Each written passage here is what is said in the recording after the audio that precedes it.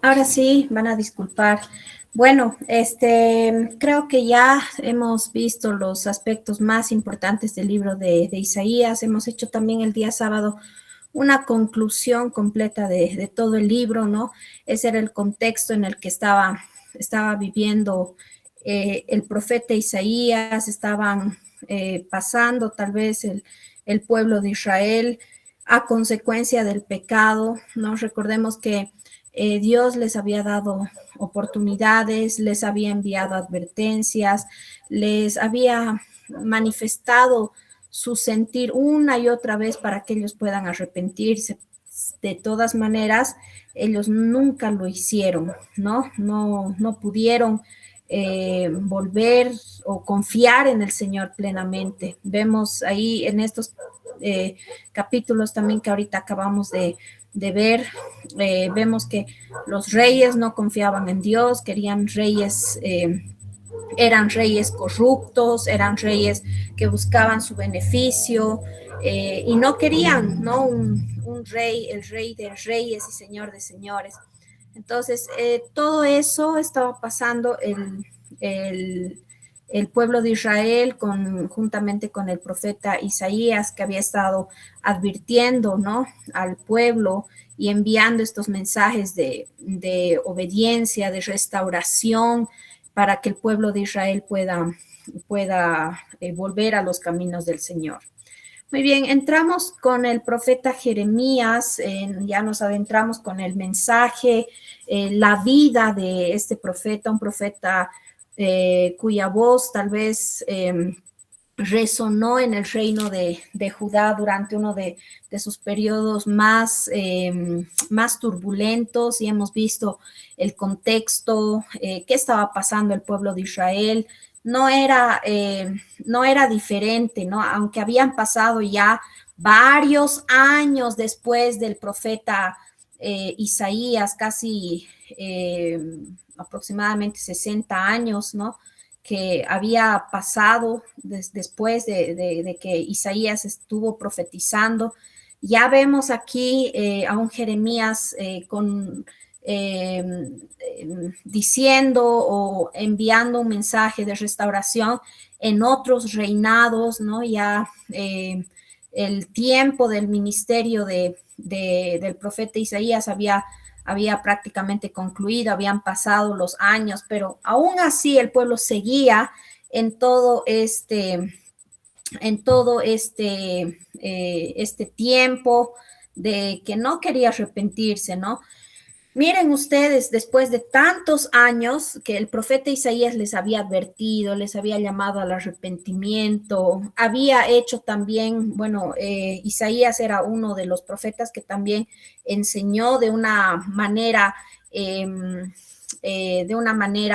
vivida, ¿no? Como ustedes recuerdan que él estuvo desnudo alrededor de 3 años, entonces él mostró de una u otra manera los mensajes de lo que iba a suceder, no solamente al pueblo de Israel, sino también a las naciones vecinas, ¿no?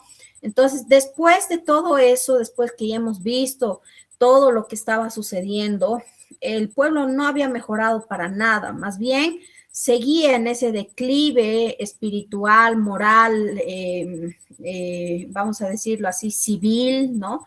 En todo eso, él seguía, era un tiempo turbulento, ellos seguían cometiendo los mismos o peores pecados. Vamos a ver en este libro que realmente llegaron ya a una decadencia espiritual muy, muy, muy por debajo de los suelos, ¿no? Entonces Jeremías era contemporáneo de la caída de Jerusalén, ya él vivió esta fatal, vamos a decir, experiencia, ¿no? Que fue para muchos fatal. Muchos murieron en ese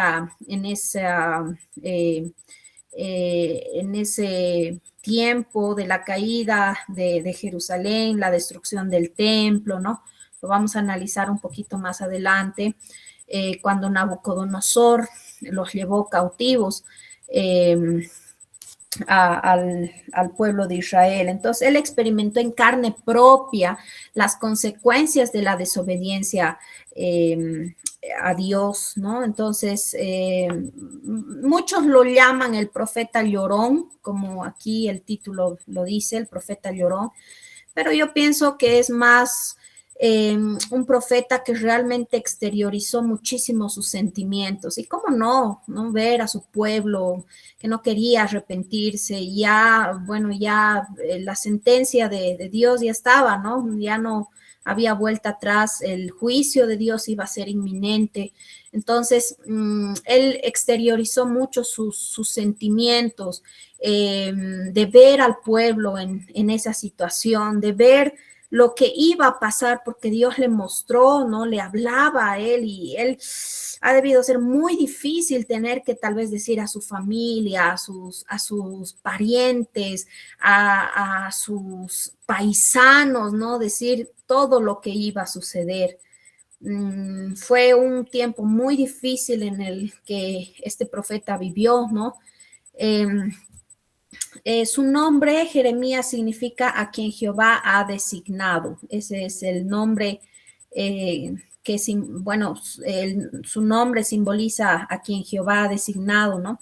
Su ciudad natal, Anatot, estaba muy cerca a Jerusalén, aproximadamente a 3 millas al noreste de Jerusalén, ¿no?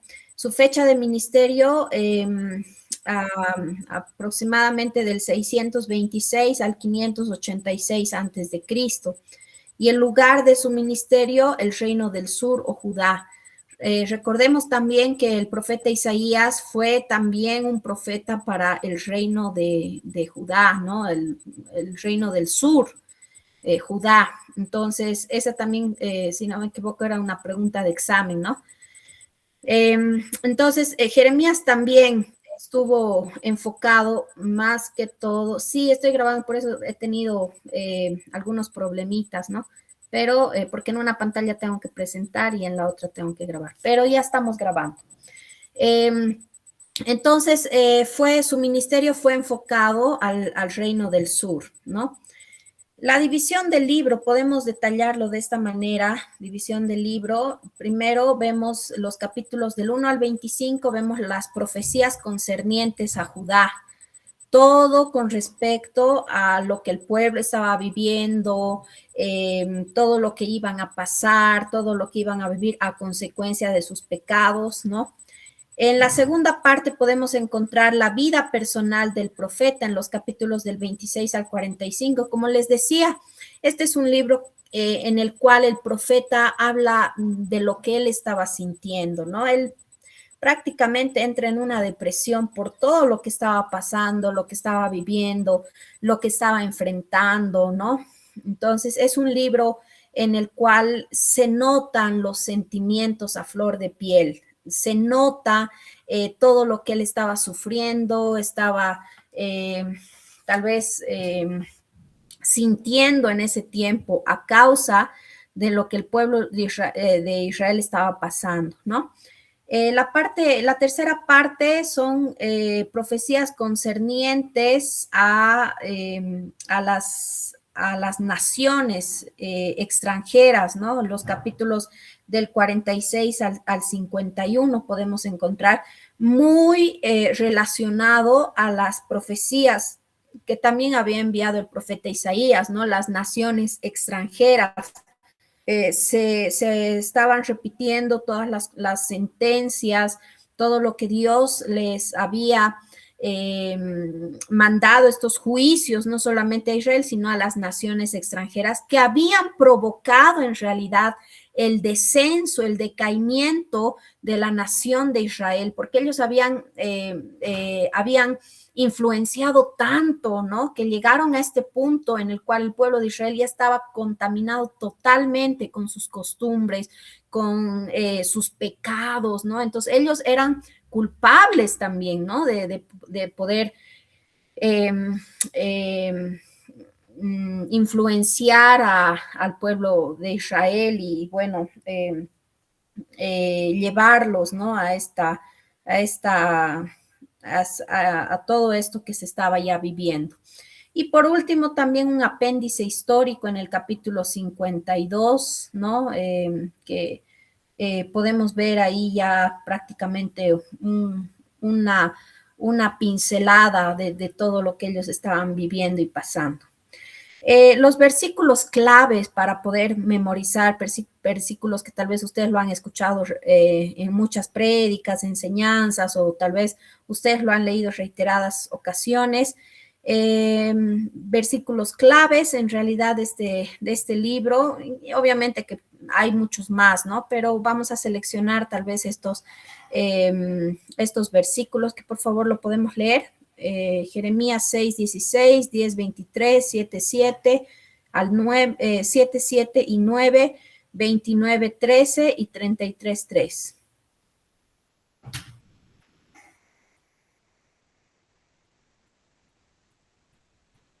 Si alguien lo tiene, por favor, le da lectura. Amén, licenciada. 6:16, perdón. Perdón, a ver, 6, un segundo, por favor. Ahora sí. 6:16, ¿no, licenciada? Sí, por favor, adelante. Dice así. Así dijo Jehová, paraos en los caminos y mirad y preguntad por las sendas antiguas, cuál sea el buen camino, y andad por él, y hallaréis descanso para vuestra alma. Mas dijeron, no andaremos. Ese sería, licenciado. Muchas gracias. Y ahí se puede ver, ¿no? Realmente el pueblo, ¿no? Más dijeron, no andaremos. Era un pueblo rebelde, un pueblo que no quería escuchar la voz de Dios. Entonces, un versículo importante también para nuestro estudio. Capítulo 10, versículo 23, capellán José. Sí, licenciada, tengo Gracias, el licenciada. capítulo 10, En verso este momento, 23. Dice, conozco, oh Jehová, que el hombre no es señor de su camino, ni del hombre que camina es el ordenar sus pasos. Jeremías 10:23, licenciada. Sí, muchas gracias. Y realmente, ¿no? Ahí muestra también este tema importante, ¿no? Acerca de la desobediencia, todo lo que el pueblo de Israel estaban cometiendo diferentes pecados, rebeldía en su corazón. Muy bien, capellán José, por favor, ahora sí, 17:7. muchas gracias. Jeremías 17:7 es un versículo bastante conocido dentro de todas las congregaciones, ¿no? Y muchas veces en el ministerio de varones o en la reunión de varones se lo levanta, porque dice, bendito el varón que confía en Jehová y cuya confianza es Jehová. Muchas gracias.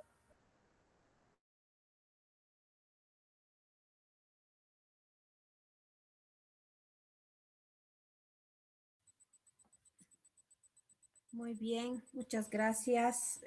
Lo ha leído, ¿verdad? Perdón, se me ha desconectado. Pero puede leerlo una vez más, por favor. Claro que sí.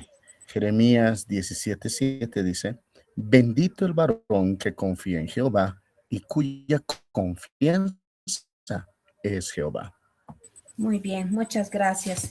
Bendito el varón que confía en Jehová, ¿no? Realmente un versículo muy conocido, como decía el pastor. Muy bien, muchas gracias. Vamos, por favor. Este otro verso, ¿no, licenciada? Perdón. Este otro verso también muy, el 29:13, licenciada. Adelante, por Jeremías favor. 29:13, un verso muy conocido también, que dice, ¿no? Y me buscaréis y me hallaréis, porque me buscaréis de todo vuestro corazón. Sí, son versos que los hemos escuchado, ¿no? Y muy importantes también. 33:3, yo estoy segura que todos lo sabemos. ¿Alguien puede leer, por favor? Repetir si lo saben de memoria.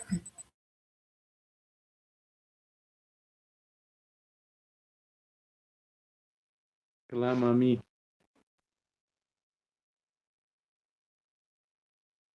Adelante, por favor. clama a mí y yo te responderé y te mostraré cosas que no conoces. Muy bien, gracias. Entonces, es un versículos conocidos, ¿no? Versículos que realmente fortalecen nuestra fe, nos ayudan tal vez en momentos de dificultad, viendo también cómo el pueblo de Israel estaba pasando momentos tan difíciles, pero que ahí el Señor, a pesar de todo, estaba con ellos, ¿no? En todo momento. Muy bien. Dice, Sí, adelante. tal vez una otra versión, tengo acá el NTV, el 333, perdón, 33.3, dice así, pídeme y te daré a conocer secretos sorprendentes que no conoces acerca de lo que está por venir. Gracias, Lisa. Muchas gracias. En la NTV, ¿no? Muy bien, Sí, gracias. sí, Lisa. Capellán José. Nos estamos olvidando de un versículo también bastante importante y que está en su diapositiva, Jeremías 17:9, que dice, engañoso es el corazón más que todas las cosas y perverso. ¿Quién lo conocerá? Gracias. Gracias. También un versículo, ¿no? Muy conocido. Gracias. Entonces son versículos claves que también ustedes es necesario, ¿no? Que se puedan aprender, puedan también usar como versículos de apoyo en diferentes, tal vez, momentos de su ministerio que ustedes van a estar repitiendo y enseñando también. Muy bien, bueno, el profeta Jeremías es uno de los personajes más peculiares del Antiguo Testamento, ¿no? Sabemos más acerca de su personalidad que la de cualquier otro profeta. Como ya les decía, hay una sección en realidad de cómo él expresa sus sentimientos, ¿no? Y se lo conoce de esta manera como el profeta llorón. Entonces, es también que el Señor le ordenó, ¿no? A Jeremías, ya no ores por este pueblo. Realmente él sentía este, eh, esta esta carga, ¿no? Por su pueblo, como tal vez el corazón de un pastor, ¿no? Que ora por la iglesia, ora para que tal vez los que se han apartado vuelvan al camino, ¿no? Él tenía este corazón. Podemos leer el capítulo 7, versículo 16, por favor, ¿alguien lo puede leer? Otra persona tal vez que pueda buscar capítulo 11, versículo 11, 14, por favor. Adelante, por favor, Pastor David. 11, 14. 7, 16. Porque he escuchado 11, 14 ya. Entonces, la palabra de Dios dice en Jeremías capítulo 7, el versículos 16, dice, tú pues no ores por este pueblo, ni levantes por ellos clamor, ni oración, ni me ruegues, porque no te oiré, dice. Amén. Amén. ¿Alguien tiene ahora? Gracias. Ahora sí, ¿alguien tiene 11, 14? Sí, licenciada Teodoro José. Dice así, en la versión NTV, Jeremías, no ores más por este pueblo, no llores, ni pidas por ellos, porque yo no los escucharé cuando clamen a mí en su angustia. Gracias. Y por último, el capítulo 14, versículo 11, al revés del otro, 11, 14, 14, 11, por favor, ahora. Amén, licenciada. 11, 14, 11. Me dijo Jehová, no ruegues por este pueblo para bien. Bueno, qué misión más triste, ¿no? Podía tener un profeta que escuche los mensajes, pero que no pida por el pueblo, porque, bueno, ya la sentencia ya estaba dada, ¿no? Entonces, Jeremías, al igual que Isaías, profetizó al reino del sur, a Judá, Y bueno, es un testimonio, ¿no? De su incansable llamado al arrepentimiento ante la idolatría, la injusticia que estaban consumiendo al pueblo. Lamentablemente, amados hermanos, sus advertencias cayeron en oídos sordos. Perdón, un ratito. Cayeron a oídos sordos, ¿no? Y no hicieron caso, siguieron en sus pecados. Y también ya por ese motivo, Judá fue llevado al exilio, ¿no? Por la invasión babilónica. Entonces, su mensaje central era un llamado urgente al arrepentimiento. Jeremías dedicó su vida a advertir a sus hermanos sobre la invasión babilónica, pero muchos se negaron a escuchar, ¿no? El libro de Jeremías es una colección de profecías con adiciones posteriores. Fue escrita tal vez en un principio, pero después vamos a ver que fue también quemada, ¿no? Y después fue reescrita por un secretario que era, que le había ayudado, ¿no? A Jeremías un poquito más adelante también lo vamos a ver estos detalles, ¿ya? Entonces, fue un testimonio tal vez de este dolor que era palpable para el profeta. Sus lágrimas eran también un testimonio de lo que él estaba sintiendo, ¿no? Y del amor por su pueblo, y su angustia también ante este fatal destino que tenían que atravesar, ¿no? Entonces, vemos un poco acerca del libro, los capítulos. En realidad, el capítulo 1 relata el llamado, ¿no? Que Dios le hizo al profeta Jeremías. Ahora, en este capítulo 1, que tiene 19 versículos, hay dos cosas que Dios le dice, ¿no? Dos visiones que él tiene después del llamado y que evidentemente él pone una excusa, ¿no? Y dice, no, yo soy un niño. Esto también nos da la idea de que él era joven, ¿no? Era en otra versión, dice, soy muchacho, ¿no? Entonces él tenía, no era de una edad avanzada, era un joven, ¿no? Pero ya cuando recordemos que su mensaje también, su ministerio duró bastante tiempo, alrededor de 40 años también.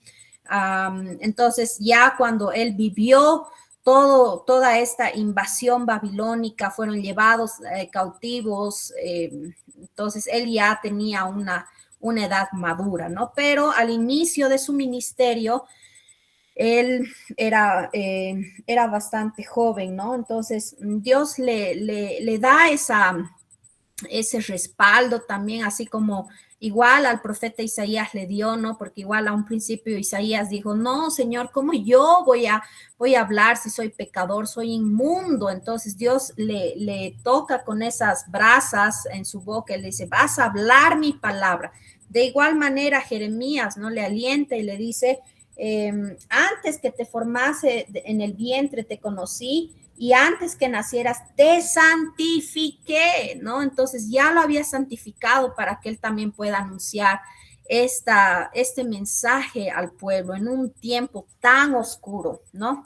Entonces él dedicó su vida a poder hacer esta labor tan importante que Dios le había llamado. Ahora, hay aquí dos detalles muy importantes que no quiero pasar de largo, dos visiones que Dios le muestra, ¿no? Dos cosas, dos objetos que son muy simbólicos. El primero, en el versículo, 11, ¿alguien puede leer? Estamos en Jeremías 1:11. Por favor, me van a ir siguiendo con sus Biblias para que podamos ver algunos detalles importantes. Buenas noches, licenciada. ¿Qué verso puede ser? El 11, por favor. 1:11. 1:11. Por favor, esperen un momento. Es que he marcado 11. 1:11. Ya. Así dice la palabra de Dios. Dice, la palabra de Jehová vino a mí diciendo, ¿qué ves tú, Jeremías? Y dije, veo una vara de almendro. Palabra de Dios. Muchas gracias. Ahora, ¿qué significaba esta vara de almendro? Bueno, vemos que el almendro era un árbol que se apresuraba en dar en salir primero, ¿no? Dar sus hojas antes que cualquier otro árbol. Entonces, significaba justamente apresurado, apresurarse, ¿no? Entonces, por eso también justamente ahí mismo se da su significado. En el versículo 12 dice, y me dijo Jehová, bien has visto, porque yo apresuro mi palabra para ponerla por obra, ¿no? Ya no se iba a demorar más el juicio de Dios, ya prácticamente todo lo que se había anunciado ya se iba a dar para que se ejecute, ¿no? Se iba a ejecutar todo lo que se había profetizado. Y la segunda cosa que él ve, el versículo 13 dice, vino a mí la palabra de Jehová por segunda vez diciendo, ¿qué ves tú? Y dije, veo una olla que hierve y su faz está hacia el norte, ¿no? Entonces Dios le dice, y me dijo Jehová, del norte se soltará el mal sobre todos los moradores de la tierra. Entonces él ve una olla hirviendo, una olla que está muy caliente, ¿no? Una olla hirviendo. Yo recientemente casi he tenido un accidente, ¿no? O sea, estaba hirviendo una olla y he agarrado y casi se cae sobre mi pie. Entonces, eso hubiera podido hacerme mucho daño, ¿no? Si tal vez eso hubiera caído a mi pie, justamente no me hubiera simplemente mojado o bueno, y me seco, ¿no? Fácilmente, sino eso hubiera traído un mal, ¿no? A mi cuerpo. Entonces, de igual manera, esta olla hirviendo representaba el mal que le iba a suceder a Israel. Ahora, hay un detalle importante que yo quiero aclararles, porque igual que Isaías profetiza, ¿no? De que el mal, ese mal, iba a venir del norte. Jeremías también lo menciona, Ezequiel también lo va a mencionar, ¿no? Del norte. Ahora, ¿por quiénes fueron atacados los babilonios, amados hermanos? Ay, perdón, ya les he dicho la respuesta. ¿Por quiénes fueron atacados los israelitas? Fueron por los babilonios. Babilonia estaba al norte. Si alguien tal vez ha visto el mapita, a ver, vamos a tratar de, creo que teníamos aquí, justamente, aquí, ¿no? Aquí, a ver si se puede ver, justamente aquí estaba Jerusalén, ¿ya?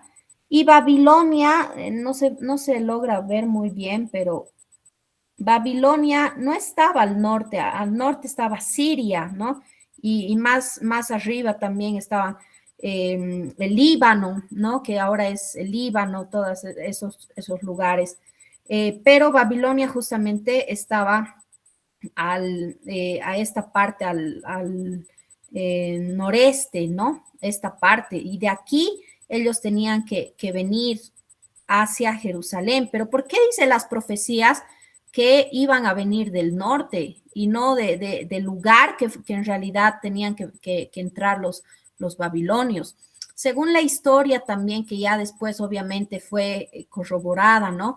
Y bueno, lo que ellos ven no es que estaba mal, la profecía no estaba mal, porque alguien puede decir, pero dice del norte y fueron atacados por los babilonios, no, ellos no eran del norte, entonces la profecía estaba mal y bueno, hay muchas posturas, ¿no? Que dicen, no, el Señor se ha equivocado, porque no atacaron los del norte, atacaron los babilonios y Babilonia no estaba en el norte. No es que la profecía estaba mal, hermanos, sino que cuando ellos entraron, vinieron, dieron toda una vuelta y cuando empezaron a atacar, ¿no? Bajaron por toda la región que era antes, ¿no? El reino del norte. Entonces ellos ingresaron por el norte y atacaron Judá, ¿no? Entonces, no, evidentemente eran los babilonios los que los habían atacado, pero en su entrada atacaron por el norte. Entonces, por eso esas visiones que tienen y todas las profecías que Dios les da, ¿no?, al pueblo de Israel por Isaías, por Jeremías, ahora también lo podemos ver, que dice, ¿no?, que el mal iba a venir por el norte. Fueron atacados por los babilonios, pero ingresaron por el norte. El ataque ingresó por el norte, ¿no? Entonces, eso fue lo que podemos ver en este capítulo 1, pero algo también que es muy resaltante, ¿no? En este capítulo, en el primer capítulo dice, y pelearán contra ti, pero no te vencerán, porque yo estoy contigo, dice Jehová, para librarte. A pesar de que le dice, van a ser atacados, va a venir un mal que va a venir del norte, van a ser atacados, pero yo estaré contigo, ¿no? Una promesa del Señor que también él sigue ahí respaldando a su pueblo de una manera tan amorosa como lo hace el Señor, ¿no? Impresionante cómo es nuestro Dios.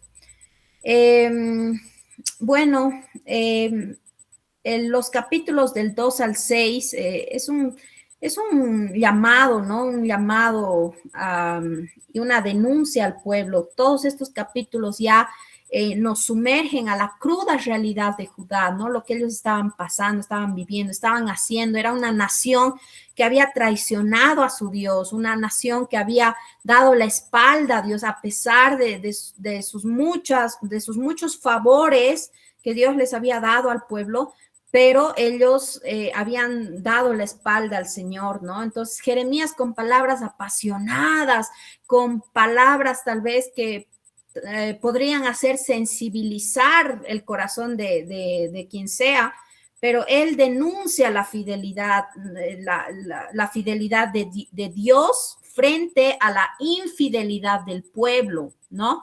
Denuncia que el pueblo había caído tal vez en un estado crítico de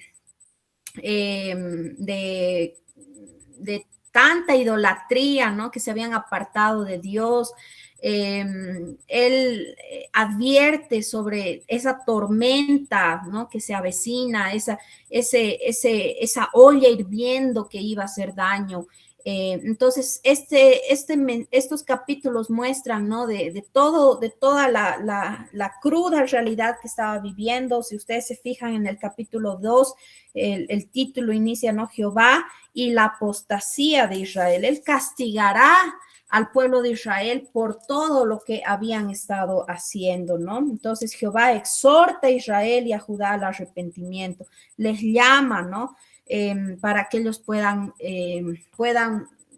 entender que este tiempo de disciplina servía para que ellos puedan enderezar sus caminos. Hemos leído también un versículo por ahí, ¿no?, de que ellos se arrepientan de sus malos caminos, pero ellos respondieron, dice este versículo, ellos respondieron, no lo haremos, ¿no? Entonces continuaban con ese corazón tan alejado de Dios, tan rebelde, un pueblo que realmente no quería escuchar la voz de Dios, ¿no? Entonces, Jeremías advierte, ¿no?, de esta tormenta que iba a venir al pueblo de Israel. Su llamado resuena con urgencia, resuena con ese tal vez ese momento tan desesperante, ¿no?, que él seguramente estaba tratando de que puedan entender el mensaje de Dios, ¿no? Era un mensaje de desesperación, de urgencia, pero la sordera del pueblo parece sellar su destino, ¿no? Ellos no quisieron escuchar, no quisieron agarrarse de Dios, no quisieron enderezar sus caminos, seguían en los pecados de idolatría, de abusos, de injusticia, de corrupción, ¿no? De tantas cosas que ellos estaban haciendo y que no querían arrepentirse, ¿no? Tal vez esto nos haga recuerdo también, ¿no?, a diferentes personas que alguna vez les hemos hablado del Señor, pero que ellos no han querido escuchar, ¿no? La voz de Dios y más bien continúan en sus pecados, con esos corazones duros, ¿no? Sin arrepentirse y prestar atención al mensaje de Dios. Y a lo largo de la historia podemos ver, ¿no? No solamente en esta etapa, vemos desde mucho antes de la historia que Dios una y otra vez les advertía, les decía, aléjense de los pecados en el tiempo de los jueces, mucho antes, ¿no? En los pecados de Sodoma y Gomorra, cuando hubo el diluvio, ¿no? Predicó Noé, no es que solito ahí se encerró en el arca que había construido, no, él predicó, anunció al pueblo de que iba a venir un diluvio, pero el corazón del hombre siempre ha sido, ¿no? Así, tan rebelde, tan lleno de pecado, que no quisieron escuchar la voz de Dios, ¿no? Entonces, esta no era la excepción, ellos ya estaban en un momento en el que Dios ya realmente ya no sabía qué hacer, ¿no? Tal vez nosotros como padres a nuestros hijos, ¿no? Yo recuerdo muy bien que mi papá me decía, va una, van dos, y a la tercera ya recibía, ¿no? Entonces, tal vez muchos de nosotros también, ¿no? A nuestros hijos les advertimos, mira, si tú te estás portando mal, te voy a dar este castigo, ¿no? Les advertimos, pero frente a la desobediencia también muchas veces hemos tenido que actuar, ¿no? Tal vez con lágrimas en nuestros ojos, pero aquí está la corrección, ¿no? Entonces, de igual manera, el Señor tuvo que bueno, tener esta disciplina para su pueblo, que ya también lo hemos dicho, que no era para destrucción, sino para restauración del pueblo, para que el pueblo pueda arrepentirse de sus pecados, ¿no? Y volver su corazón al Señor. Volveos a mí, dice, ¿no? Entonces, el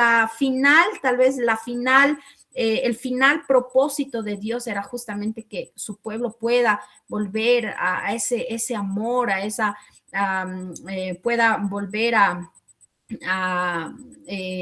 amar a Dios, ¿no? Sin estos pecados que hacían que Dios pueda realmente estar tan triste, ¿no? Y bueno, tenga que también castigar de esta manera a su pueblo. Los capítulos del 7 al 10 ya nos muestran que Jeremías se enfrenta a la falsa seguridad del pueblo. En estos capítulos realmente vamos a ver que había muchísima hipocresía, había corrupción, la idolatría con sus prácticas abominables. Lo que no estamos tal vez estudiando muy a profundidad, porque estos mismos capítulos se van a repetir más adelante, ¿no? Por ejemplo, aquí en el capítulo 7 vemos esto del templo, que lo vamos a ver en capítulos más adelante, y que ahí vamos a ver algunos detalles más a profundidad, ¿no? Este libro de Jeremías, al igual que Isaías, no fue escrito de manera cronológica. Entonces van a haber momentos en los que tal vez como en este capítulo 7 va a estar hablando del templo, y que después, mucho después, vamos a ver también nuevamente hablando del templo y hablando de las mismas cosas, ¿no? Entonces no vamos a repetir dos veces lo mismo. Por eso, algunas cosas vamos a pasar para después analizarlo un poquito más a profundidad, ¿no? Pero en estos capítulos muestran, ¿no? Esta seguridad, esta falsa seguridad del templo, que ellos tenían de que, bueno, tenemos nuestro edificio, nuestro templo, y esto ya ellos pensaban, ¿no? Que tenían una religión y ya con eso bastaba, pero sin embargo sus corazones estaban lejos de Dios, ¿no? Este pueblo, dice Dios, este pueblo de labios me adora, pero su corazón está lejos de mí, porque estaban viviendo esta hipocresía, ¿no? Que por un momento hacían sus rituales, ofrecían sus sacrificios, sus ofrendas, daban sus ofrendas. Y bueno, en ese tiempo, amados hermanos, ellos daban un monto económico, ¿no? Para poder cubrir los gastos tanto del templo, que era un templo, se necesitaba también mantenimiento para poder cubrir, ¿no? Estos gastos. Entonces, cada israelita pagaba, ¿no? Un monto que tenía que cubrir, un monto fijo que ellos mensualmente tenían que cancelar para poder cubrir los gastos tanto del templo como también los honorarios de los sacerdotes, ¿no? Entonces ellos tenían la seguridad, bueno, yo doy, yo aporto, yo doy, yo hago mis sacrificios, mis rituales, estoy en las fiestas solemnes, hago tantos, pero todo era una adoración falsa, hipócrita, ¿no? Porque después ellos estaban viviendo en idolatría, se aprovechaban de los pobres, y no solamente eso, algo que a mí realmente me impacta y muchas veces no puedo entender, que ellos tenían, ¿no? Estas costumbres, hacían todo esto, estos rituales y todo en el templo, pero no esperaban para salir. Lo vamos a ver un poco más adelante, que ellos dentro de la iglesia llegaron a hacer idolatría. Imagínense ustedes, ¿no? De que ahí en el templo y después se iban a otro salón, a otro lugar, supuestamente escondidos, ¿no? Y ahí tenían sus imágenes, sus cosas incluso de la naturaleza, ¿no? Sus serpientes, sus sapos, todas esas cosas que ellos que hacían idolatría, ¿no? Entonces, ni siquiera salían del templo para poder vivir una vida doble, ¿no? Entonces, esto nos muestra justamente de que el pueblo estaba muy mal, ¿no? Ellos no estaban con un corazón sincero, tenían una religión, tenían sus costumbres que generación tras generación sus padres les habían enseñado. Recordemos Deuteronomio, no recuerdo si es 4:6 o 6:4, pero que dice, ¿no? Estas palabras las repetirás a tus hijos, ¿no? Donde quiera que vayas, primero las sellarás en tu corazón, después las repetirás a tus hijos, estando dentro de tu casa, saliendo, donde quiera que vayan, las repetirás a tus hijos. Entonces ellos tenían esa costumbre, ¿no? De hablar oralmente, transmitirles este conocimiento a sus hijos, a sus nietos, ¿no? A bisnietos, de generación en generación se iban pasando toda la historia del pueblo de Israel, ¿no? Y seguramente, como muchas veces, ¿no? Los padres ahí en la noche con sus hijos están y les cuentan tal vez un cuentito, ¿no? En nuestros tiempos, pero en ese tiempo era la historia de Israel, ¿no? Yo me imagino que se reunía toda la familia y ahí el padre decía, a ver, antes éramos esclavos en Egipto y hacíamos estos trabajos y nos azotaban y contaban sus experiencias, ¿no? Todo lo que habían vivido, lo que habían pasado, lo que habían tenido que sufrir. Estuvimos 40 años en el desierto y las ropas crecían con nosotros. El Señor mandaba pan del cielo. Él se abrió los mares y pasamos en seco, ¿no? Entonces, ellos repetían de esa manera, ¿no? Pero tenían una religión, tenían lo que habían, todo lo que hacían, lo que donaban, todas las cosas que ellos hacían, pero que a la vez también ellos no estaban siendo sinceros, no estaban viviendo una doble vida, como ahora tal vez nosotros podemos ver cristianos solamente en los días de culto, ¿no? Pero salen de la iglesia y tienen una vida totalmente desordenada. algo así estaba pasando con el pueblo de Israel, ¿no? Sus prácticas eran totalmente abominables. Y ahí en estos capítulos podemos ver que Jeremías desenmascara, ¿no? Y anuncia el cautiverio que iba a sacudir desde los cimientos a Judá, ¿no? Entonces, Jeremías experimentó un profundo dolor emocional por todo esto, ¿no? Debido al rechazo del mensaje por su pueblo. Entonces, ya iba a ser inminente la destrucción de su amada ciudad. Podemos tal vez leer el capítulo 9, versículo 1, por favor. Capítulo 9, 1. Dice, así dice la palabra de Dios, dice, oh, si mi cabeza se hiciese aguas y mis ojos fuentes de lágrimas, para que llore día y noche los muertos de la hija de mi pueblo. Palabra de Dios. Gracias, pastora. Realmente, ¿no? Si mi cabeza se hiciese aguas y mis ojos fuentes de lágrimas, esto hace referencia a que él realmente estaba llorando a cántaros, como podríamos decir, ¿no? Estaba llorando y llorando y llorando por todo lo que estaba viendo, ¿no?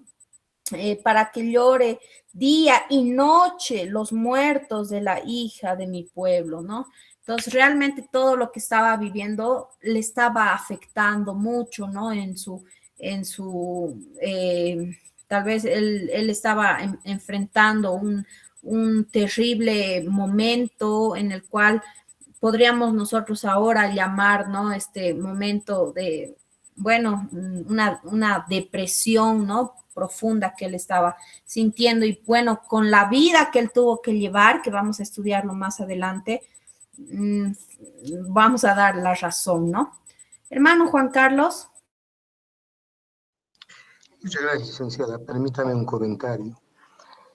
Estuve preguntando al internet qué significa la palabra llorón. Entonces nosotros entendemos el significado de la palabra llorón. Llora de todo y de nada, llora a cualquier momento, llora por cualquier razón.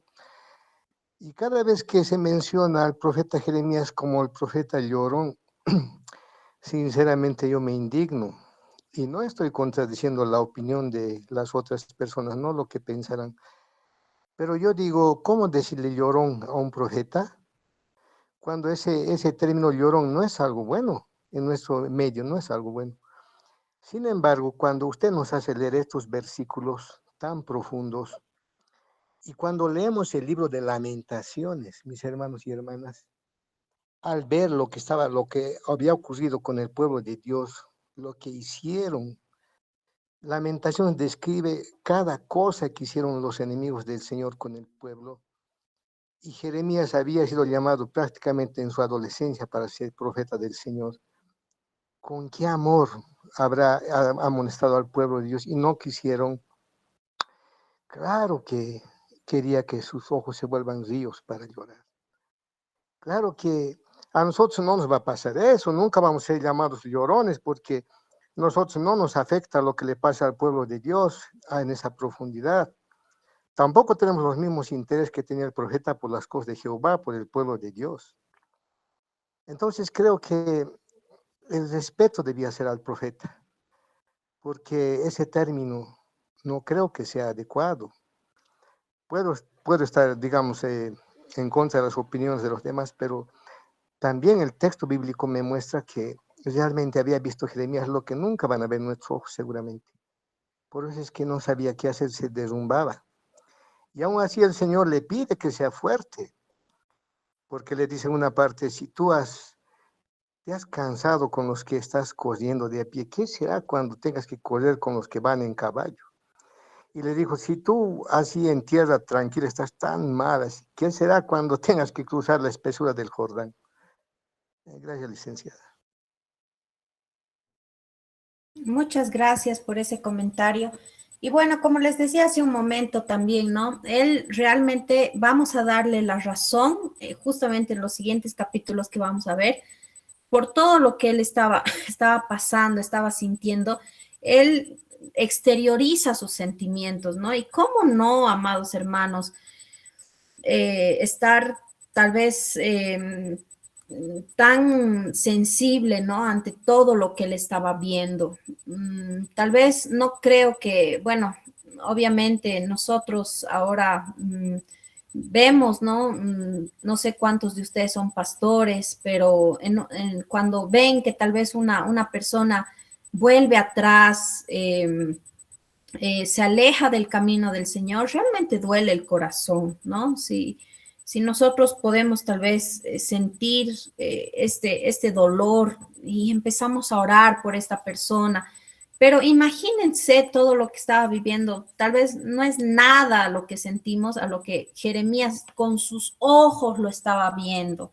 Aún su familia, en los siguientes capítulos, justamente en los capítulos del 11 al 17, profundiza en la ruptura del pacto, la conspiración contra Jeremías y las sombrías profecías de sequía y desastre, ¿no? Entonces, realmente la nación se encontraba en un punto de no retorno, donde la maldad ya había alcanzado su punto más alto, ¿no?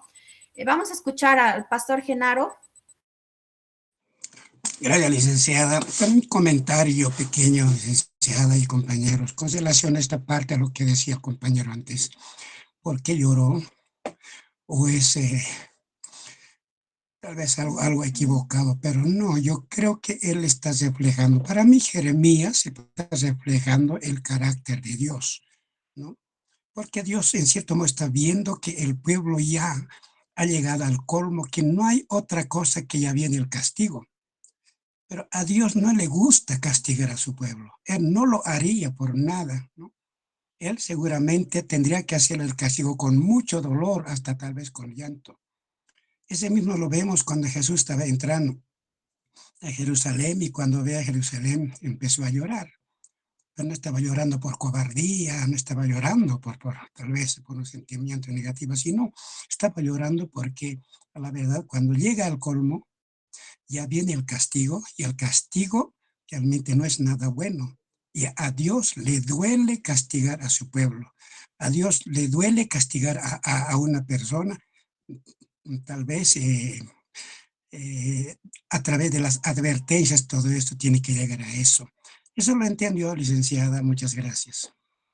Muchas gracias, querido pastor. Realmente él no estaba llorando por debilidad, ya lo hemos dicho hace un momento, ¿no? No estaba llorando porque él era un hombre tal vez cobarde, llorón, débil, ¿no? Sino porque realmente todo lo que estaba pasando estaba afectándole porque, bueno, ese dolor espiritual por el pecado del pueblo le había, tal vez había, él estaba sintiendo, ¿no? Y estaba exteriorizando todo lo que estaba pasando, ¿no? Realmente él tiene ese corazón, ¿no? Que ama profundamente a Dios y a su pueblo. Por eso también les ponía ese ejemplo, ¿no? De que nosotros tal vez podemos sentir cuando una persona se aleja, ¿no? De Dios, pero él mucho más porque estaba viendo que todo el pueblo había rechazado el mensaje de Dios. ¿Podemos, por favor, buscar estos versículos que nos van a ayudar a entender mucho más el capítulo 11, 19 y el capítulo 15, 18? ¿Alguien puede leer, por favor?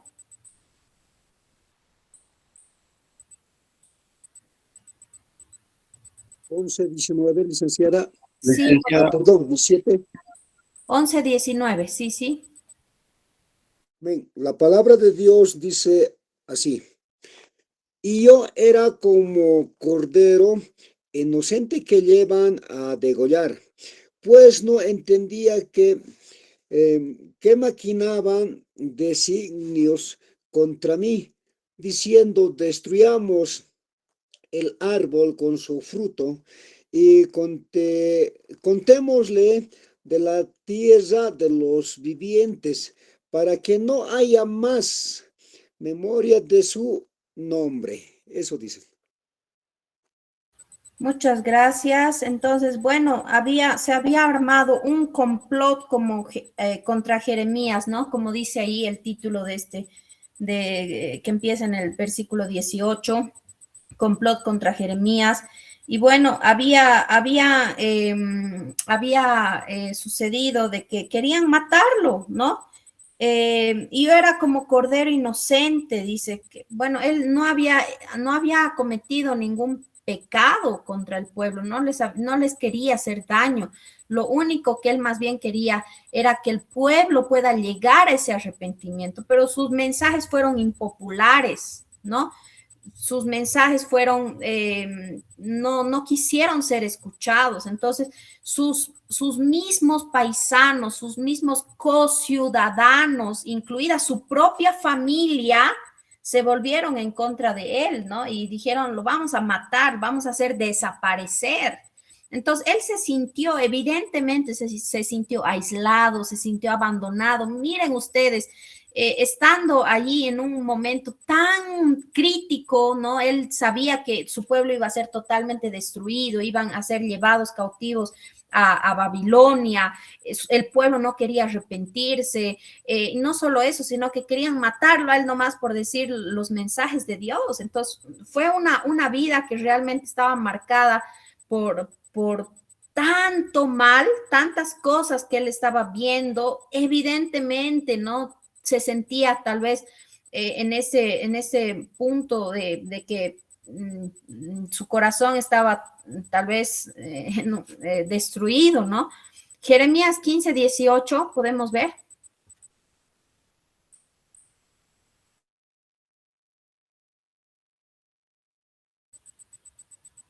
¿Alguien lo tiene, por favor? Jeremías 15:18. Sí, licenciada, leo Por favor, adelante. 15:18, ¿verdad? ¿Por qué fue perpetuo mi dolor y mi herida desahuciada no admitió cura? ¿Serás para mí como cosa ilusoria, como aguas que no son estables? Gracias. Entonces, él ya no veía tal vez el fin de ese dolor que él estaba sintiendo, ¿no? Sentía, tal vez nosotros en algún momento de nuestra vida hemos sentido que, bueno, se hace eternas algunas cosas, ¿no? Que estamos viviendo, tal vez, ay, no se acaba este problema que estoy pasando, o esta enfermedad parece que va a terminar con mi vida. Él estaba sintiendo este dolor tan profundo que realmente dice, ¿no? Estas palabras, dice, ¿por qué fue perpetuo mi dolor? Obviamente él estaba exagerando, ¿no? Es una hipérbole, pero dice, y mi herida desahuciada no admitió curación. Serás para mí como cosa ilusoria, como aguas que no son estables. Él está expresando, ¿no? Todo lo que está sintiendo ya se ve, pero de una manera tan grande. ¿Por qué? Porque había sido abandonado, había sido aislado, no lo querían matar, no, sus mensajes no eran bien recibidos y él estaba dando el mensaje con una pasión, estaba tratando de decir al pueblo que se puedan arrepentir y no eran mensajes que él se estaba inventando, eran mensajes dados por Dios, pero que el pueblo de Israel no quería escuchar, no quería aceptar, ¿no?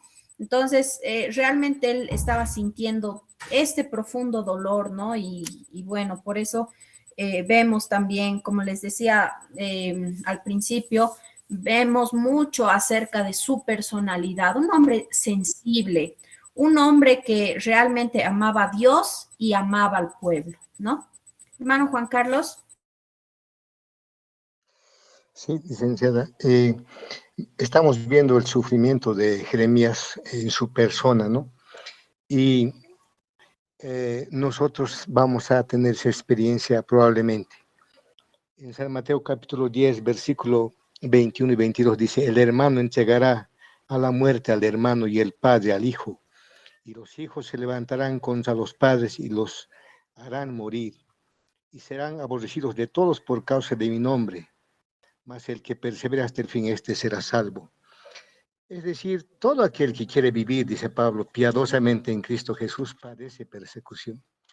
Dios nos libre de tener que tener esta experiencia de que los que amamos tanto sean nuestros enemigos. Y lo mismo, que nosotros que ellos a nosotros nos aman, tengamos que volvernos en algún momento contra el Señor y contra ellos. Que Dios nos libre de eso. Pero también quiero ver una promesa que del versículo que acabo de leer, hermano, dice el versículo 19 de Jeremías 15. Por tanto, así dijo Jehová, si te convirtieres, yo te restauraré y delante de mí estarás.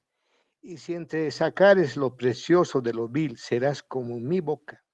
Conviértanse ellos a ti y tú no te conviertas a ellos.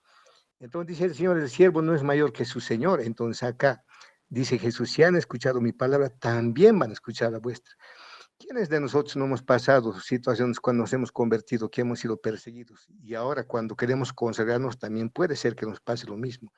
Pero el Señor, aparte de que es inevitable que pasen esas cosas, también nos promete que nuestra palabra va a ser escuchada como testimonio para la salvación de las almas. Gracias, licenciada. Muchas gracias. Y bueno, evidentemente, ¿no? Jeremías no solamente estaba pasando esto de que el pueblo no quería escucharlo, sino él también estaba viviendo con su propia carne. Había sido encarcelado, perseguido por los líderes religiosos, sus mensajes fueron ridiculizados, y todo eso, ¿no? Llevó a que él pueda realmente sentir este dolor. Entonces, muy importante que nosotros también podamos tomar en cuenta, ¿no? Cómo nosotros también tenemos que ser sensibles al dolor de otras personas, ¿no? Tal vez a muchas personas que hoy están muriendo sin Cristo, tal vez muchas personas que no han escuchado el Evangelio o no han tenido la oportunidad de poder aceptar al Señor en su corazón. Entonces, que nosotros también podamos ser sensibles, ¿no? Ante ese pueblo que tal vez no quería escuchar la voz de Dios, pero que él continuaba en esta labor, ¿no? Tal vez él podría haber dicho, bueno, yo ya no voy a decir el mensaje de Dios, estoy sufriendo, me están persiguiendo, mi familia me ha dado la espalda, los líderes religiosos que deberían ser los que están diciendo el mensaje, más bien me están persiguiendo, pero aún así él continúa obrando, ¿no? Continúa dando el mensaje de Dios. Entonces, nos muestra también cómo nosotros tenemos que tener esa sensibilidad, esa misericordia por el perdido, ¿no? Por las personas que no han, todavía no son salvas. Muy bien, vamos al capítulo 18. Bueno, en el contexto histórico y cultural podemos ver que este capítulo se sitúa justamente cuando Judá estaba enfrentando esta inminente amenaza por el juicio divino, ¿no? Debido, obviamente, a su desobediencia, ¿no? Ya sabemos muy bien que no fue porque Dios lo quiso hacer, sino debido a la desobediencia del pueblo. Entonces, Jeremías como profeta es llamado a poder transmitir el mensaje de Dios a un pueblo que se había desviado de sus caminos, ¿no? Entonces podemos ver de que Jeremías profetizó en este tiempo, ¿no? De los reyes Joacás, Joacín, Joaquín y el último rey de ese tiempo que fue Sedequías, ¿no? Entonces, durante todos estos reyes, él pudo desarrollar su ministerio, ¿no? El ministerio al que Dios le llamó. Hubieron 3 deportaciones, lo vamos a explicar más adelante, pero él estuvo en la primera, en la segunda y en la tercera deportación, ¿no? Entonces vio todo lo que estaba ocurriendo, lo que estaba pasando, y bueno, también por ese motivo él tiene estos sentimientos tan profundos por el pueblo, ¿no? Entonces, en los versículos del 1 al 4, estamos en el capítulo 18, aquí estamos. En los versículos del 1 al 4, vemos instrucción divina, ¿no? De que, bueno, en el capítulo 18 habla acerca del alfarero y la arcilla. En los primeros versículos vemos la instrucción divina, que Dios instruye a Jeremías para que vaya a la casa del alfarero, ¿no? Que él pueda ir y vea, ¿no? Esta imagen del alfarero, la arcilla, es fundamental en la narrativa, ¿no? En la narrativa bíblica. El alfarero tiene control sobre la arcilla y esto significa también la soberanía de Dios sobre su pueblo, ¿no?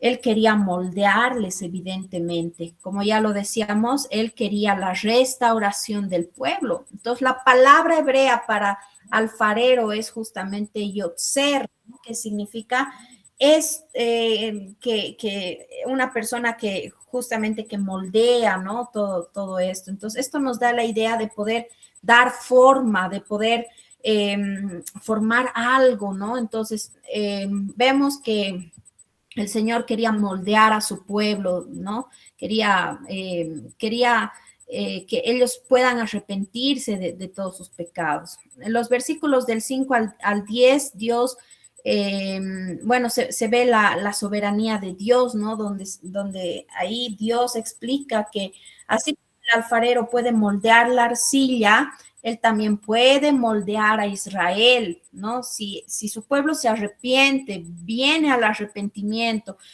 endereza sus caminos, entonces Dios iba a cambiar su destino. La idea de que Dios puede cambiar su propósito según la respuesta del pueblo también es una idea central en el Antiguo Testamento, ¿no? Él quería que su pueblo pueda venir a un verdadero arrepentimiento, que ya no estén en hipocresía, que no estén en pecado, sino que ellos puedan ser fieles al Señor. Y los versículos del 11 al 17 hablan acerca de la advertencia y el juicio, ¿no? Jeremías transmite el mensaje de advertencia a Judá. Y bueno, la respuesta del pueblo es de rechazo, nuevamente, ¿no? Pero esto lleva a que Dios pueda pronunciar el juicio, ¿no? El juicio sobre el pueblo de Israel. Entonces, esta referencia de la casa de Israel, la casa de Judá, muestra esta división y la necesidad de poder volver a la unidad y en la obediencia a Dios, ¿no? El pueblo estaba dividido, estaba teniendo no solamente pecado, un pecado tal vez enfocado, sino sus pecados eran múltiples. Entonces, la arcilla representa la humanidad, su fragilidad. El barro es frágil, ¿no? Representa la fragilidad humana. El alfarero simboliza a Dios, ¿no? Dios tiene el poder, tiene ese poder para poder dar forma y propósito. Entonces, este capítulo enfatiza la posibilidad del cambio, del arrepentimiento, siempre y cuando nosotros podamos enfocarnos nuevamente, ¿no? En el Señor y escuchar la voz de Dios y, bueno, venir al arrepentimiento, ¿no? Entonces, es un capítulo que enseña acerca de la soberanía de Dios, ¿no? En cuanto al pueblo de Israel. Muy bien, ya están haciendo todas las llamadas grupales a todos los semestres y aquí vamos a quedar. Mañana vamos a entrar al capítulo 19.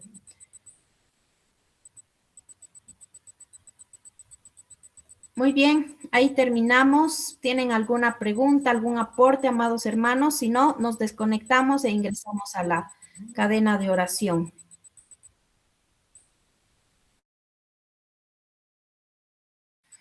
Bien, nos vemos entonces el día de mañana, por favor. Ingresamos ahorita a la cadena de oración, ¿ya? Muchas bendiciones, buen descanso, hasta mañana. Muchas gracias, licenciada. Bendiciones. Buenas noches, licenciada. Buenas noches, compañeros. Bendiciones.